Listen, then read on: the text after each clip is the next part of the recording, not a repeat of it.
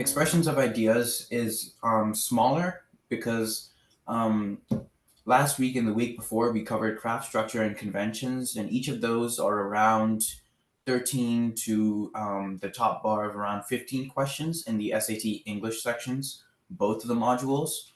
And expressions of ideas, yeah, expressions of ideas is about specific reading comprehension and vocabulary. So while conventions and other things may be like being able to understand the comprehension and being able to put the entire paragraph, being able to summarize all of that text and putting it in your own words so you're able to understand, and that will be able to help you.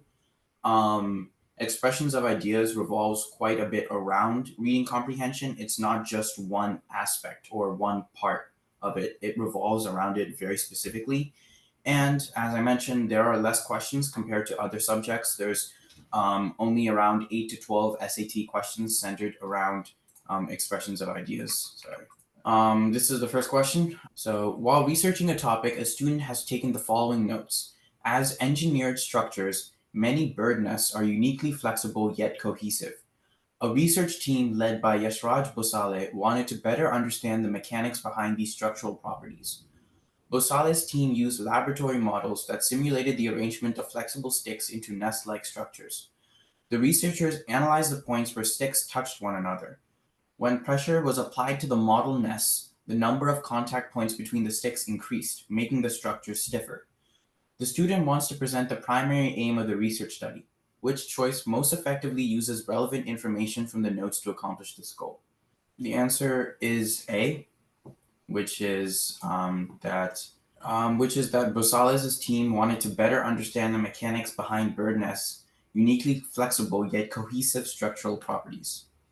So, as I mentioned in expressions of ideas, it's about specific reading comprehension, and vocabulary is actually the other part. It's kind of attached to it because a lot of these paragraphs will be focused around reading comprehension. So they'll throw quite a bit of tough or difficult English words, which require proper SAT vocabulary studying in order to be able to understand them. Um, so once again, you can go online to search up common SAT vocabulary words, and there's a lot of resources online, Quizlets, flashcards, all sorts of practice materials, anything you want.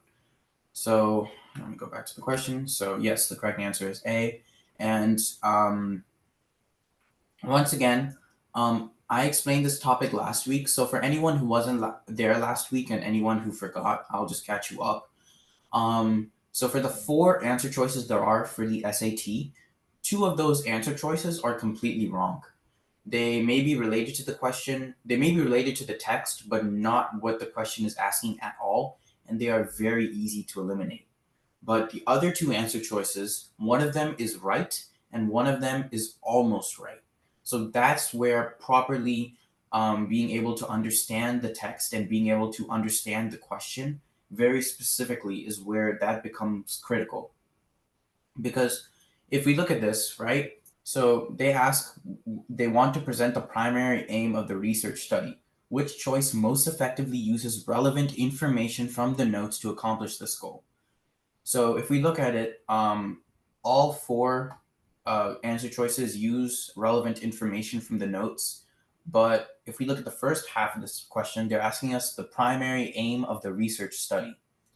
So if we look at, for example, B, the researchers used laboratory models that simulated the arrangement of flexible sticks and analyzed the points where sticks touched one another.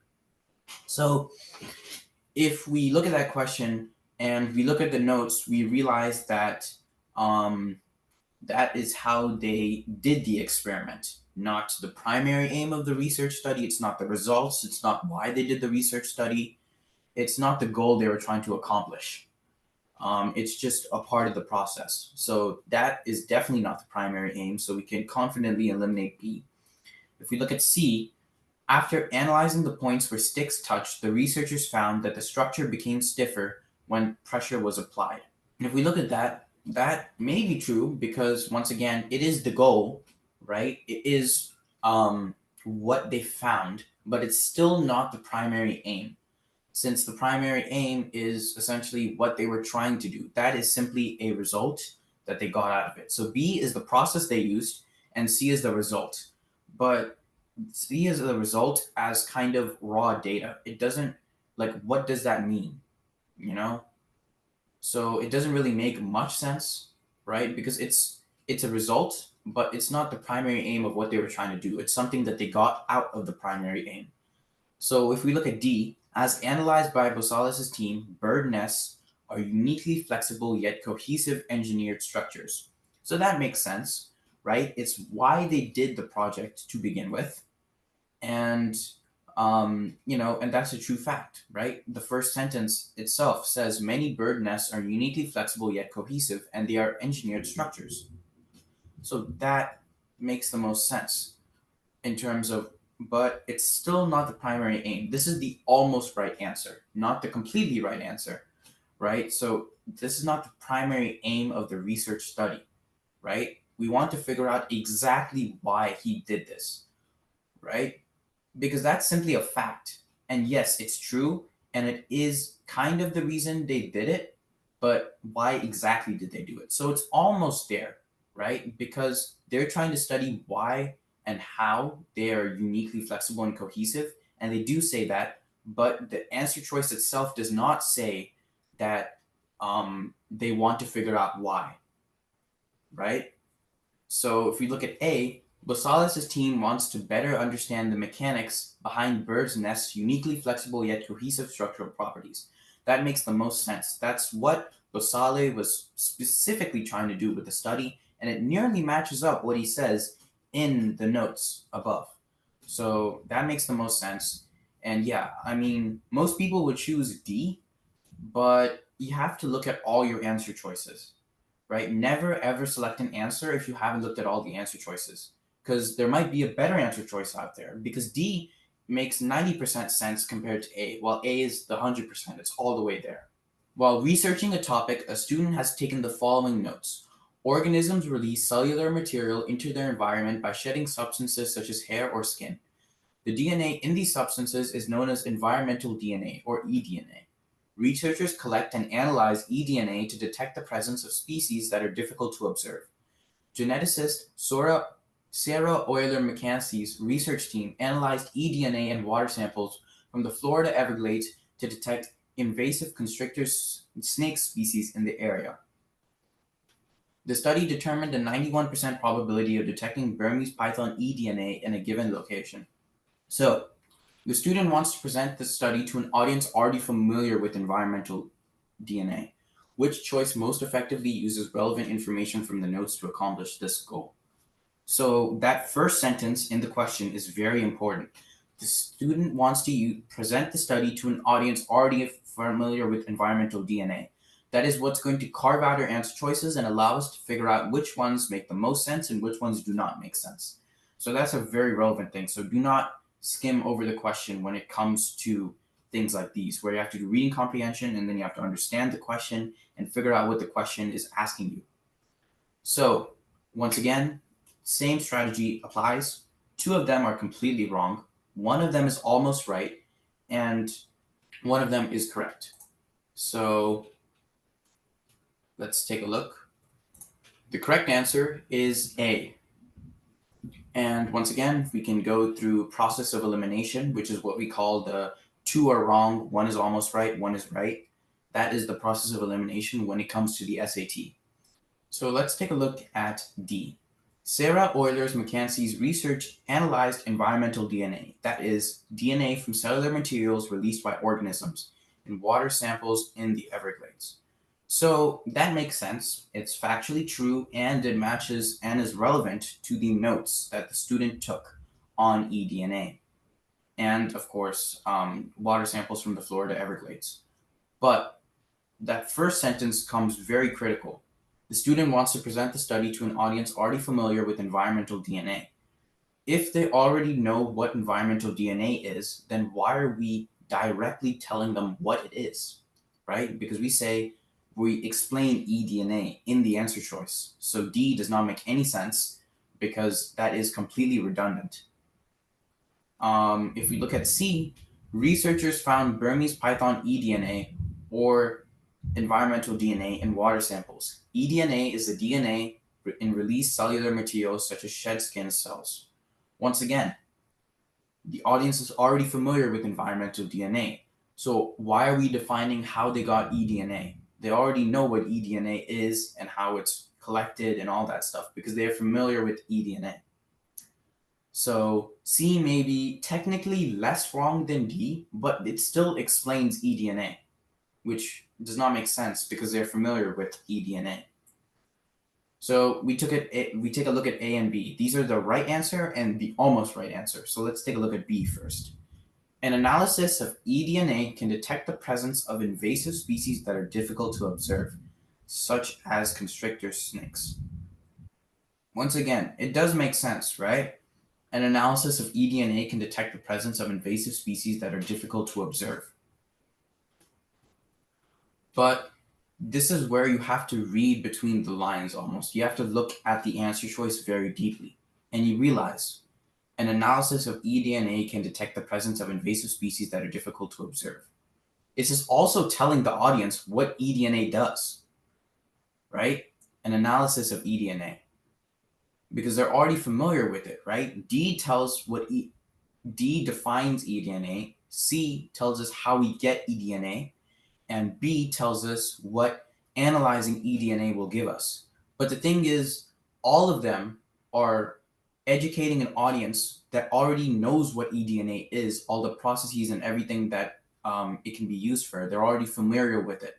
A is the only one where they're not telling information about eDNA. They're just saying it's being used. So they'll be able to read between the lines and the audience will be able to understand what it is and how it was used, right? So if we read A, Sarah Euler McKenzie's researchers analyzed eDNA in water samples from the Florida Everglades for evidence of invasive constrictor snakes, which are difficult to observe. There is no mention, no definition of eDNA, any of its uses, application, collection, none of that, unlike B, C, and D. So A makes the most sense because it most effectively uses relevant information while bypassing anything about eDNA since the audience is already familiar with it. So once again, the correct answer is A. Okay, this is another question. So while researching a topic, a student has taken the following notes. Species belonging to the Orchidaceae orchid family can be found in both tropical and temperate environments. Orchid species diversity has not been well studied in, I'm substituting Orchidaceae for orchid. You don't need to know how to pronounce all the words, nor do you need to understand what they fully mean, since the context around the words will help you a decent amount. And yeah, for words you don't know how to pronounce, just read them in the head to your best of your ability. And yeah, let me continue. So orchid species diversity has not been well studied in temperate forests, such as those in Oaxaca, Mexico. Early Estefania Munoz Hernandez led a study to determine how many different orchid species are present in the forests of Oaxaca. Munoz Hernandez and her team collected orchids each month for a year at a site in Oaxaca. 74 orchid species were present at the site. The student wants to present the study and its findings. Which choice most effectively uses relevant information from the notes to accomplish this goal? So once again, reading the question very carefully, we find that all they're asking us to do is which one conveys and summarizes the notes and gives the most and the best information and the most important information in the most compressed way possible. So including as much information, as much important information as can be included in a sentence. A is correct. So if we take a look, let's go through it. So the student wants to present the study and its findings. Which choice most effectively uses relevant info from the notes to accomplish this goal? So once again, two of them are completely wrong. One of them is almost right and one of them is right. It's the correct answer. So let's take a look at B. There are orchids in many environments, but there are 74 orchid species in Oaxaca, Mexico. So yes, there are orchids in many environments, and they did find that there were 74 species, but they don't mention anything about where the study had why the study had taken place, where it had taken place. They don't mention anything about the researcher, and they don't mention the processes at all. So B is factually correct, as is all of these answers, but it doesn't include as much detail as the other answers. So let's take a look. C, Oaxaca, Mexico is home to temperate forests containing 74 orchid species.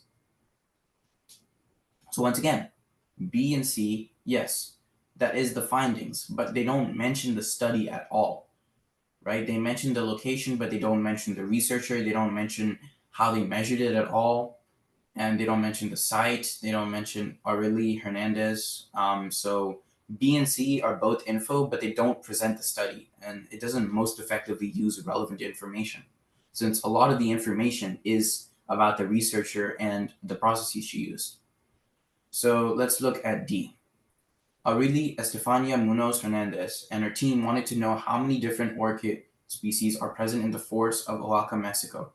So they conducted a study um, to collect orchids. Okay, that does make sense. You know, it describes in quite nice detail who the researcher is, her team. They wanted to know.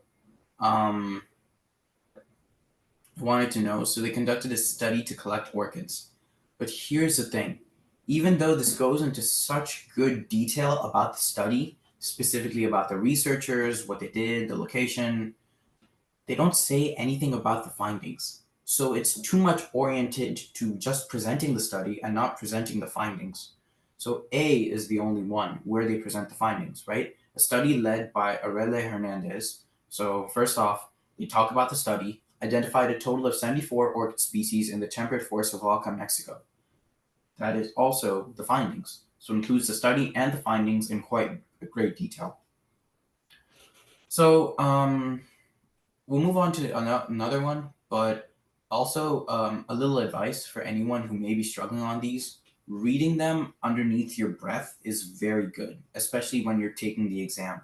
So scrolling over it, but also just mouthing it out like something like that is very useful, since you're not interrupting any other test takers, but you're also pronunciating the words, and that helps a bit with reading comprehension. And make sure you don't skip words. Okay, so the correct answer is A. Okay, so another thing with expressions of ideas, this is a different topic that also falls under expressions of ideas, is transitions. And which transition is the best? So if you see a question like this where they give you a lot of info and they say which choice most effectively uses relevant information, or you see a question like this, which choice completes the text with the most logical transition, then that is those are information of ideas questions, expressions of ideas questions. There's another topic called information that does blend a bit with these types of questions where they give you a lot of those, but we'll cover that in the next session. So I'll read this out, and anyone who'd like to answer can go ahead and answer before I'm done reading or after I'm done reading. So in a heated debate in biogeography, the field is divided between dispersalists and vicarianus. See, even I can't pronounce them, and I have no idea what those mean. But I have to use the context. So I know they say it's divided and it's a debate. So we know that dispersalists and vicinarius are separate. So then we obviously have a dash. There are those who argue that dispersal is the most crucial determining factor in a species distribution, and those who insist that vicariance, separation due to geographic barriers, is. Biogeographer Isabel San Martin counts herself among neither. So once again, like we mentioned last week, one advice for these questions where there is a dash is to look left and to look right. So look left, obviously we see the heated debate in biogeography, and the field is divided between these two types of viewpoints or people. And then to the right, there are those who argue that dispersal is the most crucial determining factor, and those who insist that vicariance is. So if we look at our answer choices, actually first, if anyone would like to answer, you can go ahead.